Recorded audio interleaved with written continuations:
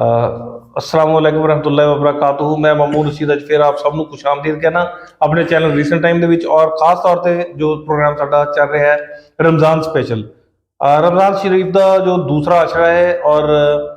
ਇਹਦੀ ਸ਼ੁਰੂਆਤ ਦੇ ਵਿੱਚ ਹੀ ਇਹ ਦੱਸਣਾ ਬਣਦਾ ਹੈ ਕਿ ਅਸੀਂ ਜਾਣ ਲਈਏ ਕਿ ਜ਼ਕਾਤ ਜੋ ਦੇਣੀ ਹੈ ਇਸ ਮਹੀਨੇ ਦੇ ਵਿੱਚ ਕਿਸ ਤਰ੍ਹਾਂ ਜ਼ਕਾਤ ਦੇ ਕੀ ਮਤਲਬ ਫਰਾਈਜ਼ ਨੂੰ किस तरह ज़कात देनी है, किस तरह से फाइंड आउट करांगे वो बंदा जिन्हों ਅਸੀਂ ज़कात देनी है, और ज़कात बेसिकली ਕਹਿੰਦੇ ਕਿਹਨੂੰ ਹੈ। ਇਹ ਸਾਰੀ ਜਾਣਕਾਰੀ ਦੇ ਨਾਲ ਅੱਜ ਸਾਡੇ ਨਾਲ ਕਾਜ਼ੀ ਆਸ਼ਿਕ ਇਲਾਹੀ ਸਾਹਿਬ ਹੈ, ਔਰ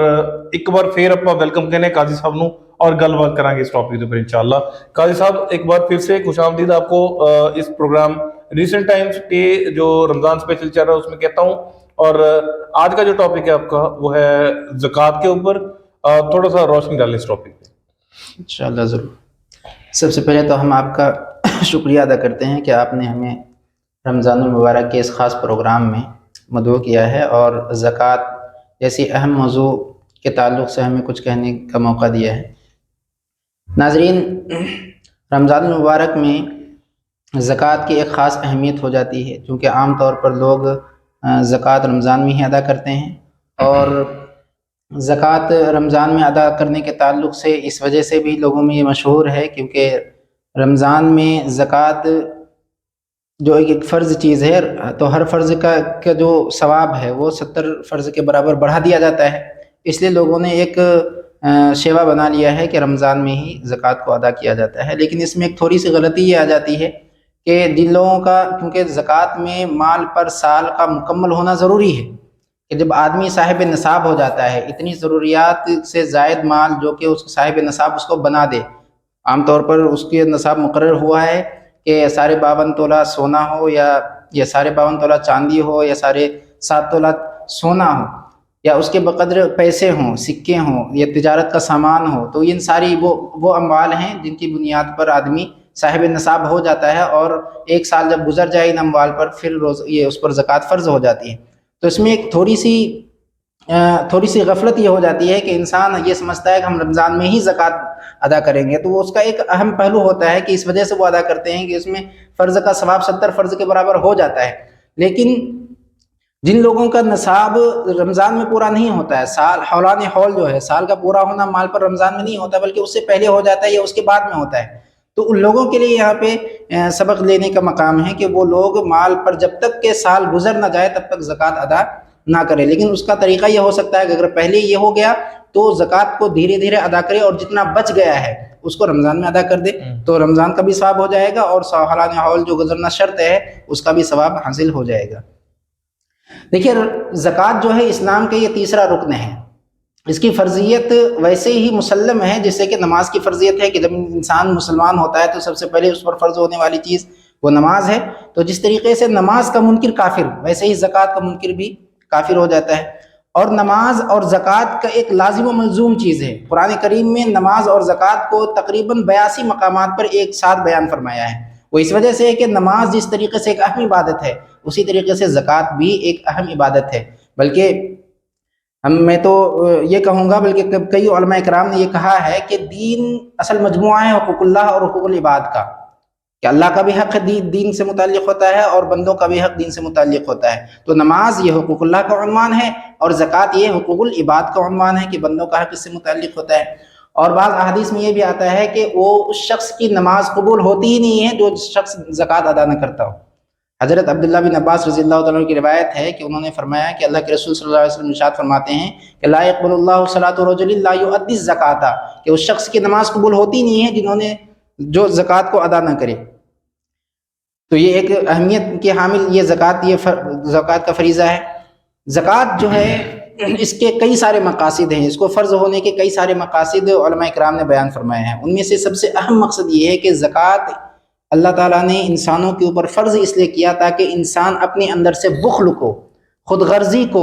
अनानियत को, तकब्बुर को, माल के हिर्स को, माल के लालच को पाक करके अपने आप को इन सारी बुराइयों से पाक करके अल्लाह का तक़र्रुब हासिल करने वाला बन जाए। ये ज़कात का एक मकसद है कि इस मकसद के तहत ज़कात फ़र्ज़ किया गया है।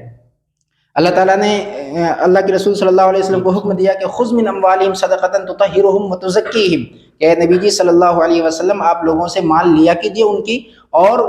اس لیے لیا کیجیے تاکہ وہ ان کو پاک کر دے، اس کو مزکہ بنا دے، ان کی اندرونی غلاظت کو، باہری غلاظت کو ہر اعتبار سے کو مصفہ بنا دے، پاک بنا دے، بخل سے پاک کر دے، انانیت سے پاک کر دے، خود غرضی سے پاک کر دے، ان کے اندر مال کا حرص نہ ہو، مال کا لالچ نہ ہو۔ تو ان ساری مقاصد کے تحت اللہ تعالیٰ نے زکوٰۃ کو فرض کیا ہے، اور ان اہم مقاصد میں سے ایک اہم مقصد یہ ہے کہ زکوٰۃ فرض کیا گیا ہے تاکہ معاشرے میں ایسے افراد جو کہ مالی اعتبار سے کمزور ہیں، ایسے افراد جن کے پاس کپڑا میسر نہیں، ایسے افراد جن کو کھانے کے لیے وہ ترستے ہیں، ایسے افراد جو اپنے بچوں کو تعلیمی اعتبار سے پڑھا نہیں پاتے ہیں، تعلیمی میدان میں آگے بڑھا نہیں پاتے ہیں، ایسے افراد جو لقمہ کو ترستے ہیں، ایسے افراد جو کاسے گدائی لے کر کے سڑکوں پر پھرا کرتے ہیں، محلوں چوراہوں پر لوگوں سے ہاتھ پھیلاتے ہوئے مانگتے پھرتے ہیں، تو ایسے لوگوں کی تعداد کم ہو اور ایسے لوگ معاشرے میں نہ بچے، اس بنیاد پر اللہ تعالیٰ نے زکوٰۃ کو فرض کیا ہے۔ اگر کسی معاشرے میں یہ رواج عام چل پڑا ہے کہ چوراہوں پر مانگنے والوں کی تعداد بڑھی ہوئی ہے،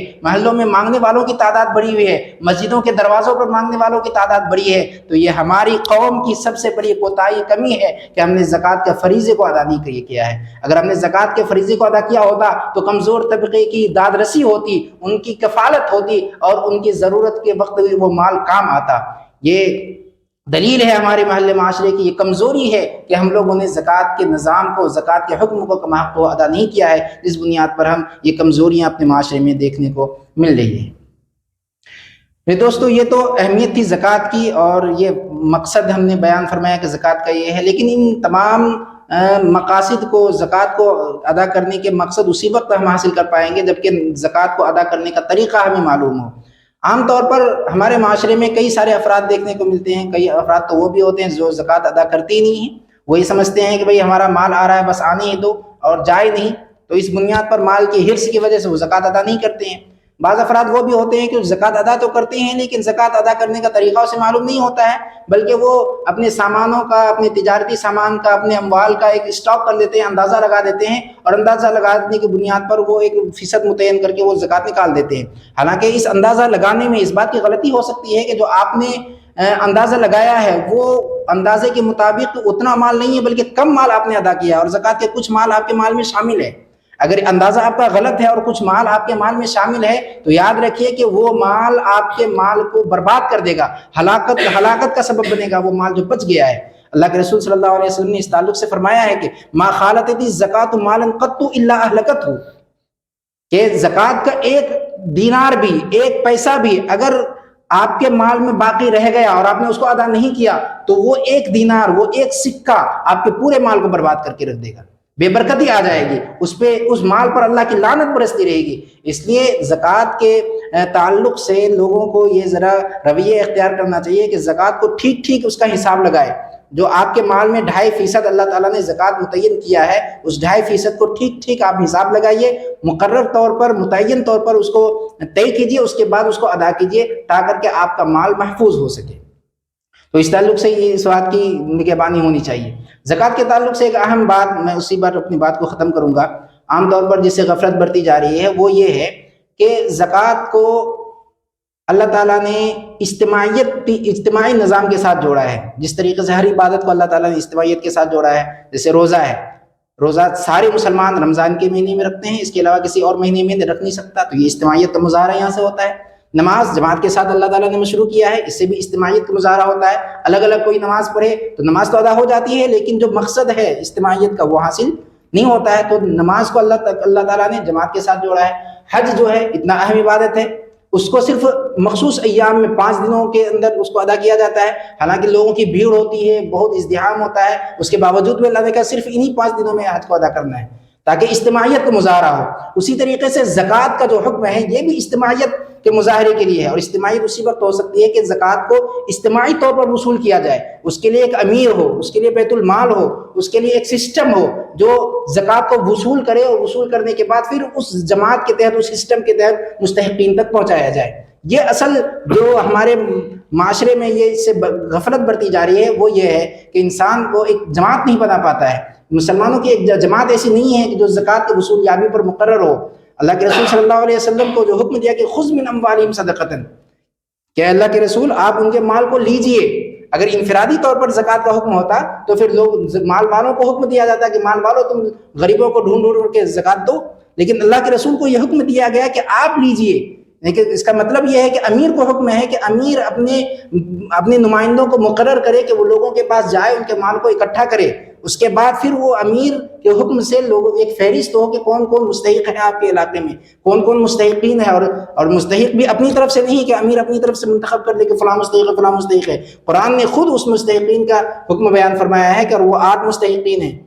کہ غربا ہیں، مساکین ہیں، عاملین علیہا جو زکوٰۃ پر مامور ہوتے ہیں، اور اسی مؤلفت قلوب جو غیر مسلم لوگ ہیں یا نئے مسلمان ہوئے ہیں ان کی دلجوئی کے لیے ان کو بھی زکوٰۃ دی جا سکتی ہے. وہ اپنی سبیل ہیں، مسافر ہیں، اسی طرح اللہ کے راستے میں جہاد کرنے والے ہیں، ان کو زکوٰۃ دی جاتی ہے. تو تقریباً یہ 8 مصارف قرآن نے خود متعین کیے ہیں.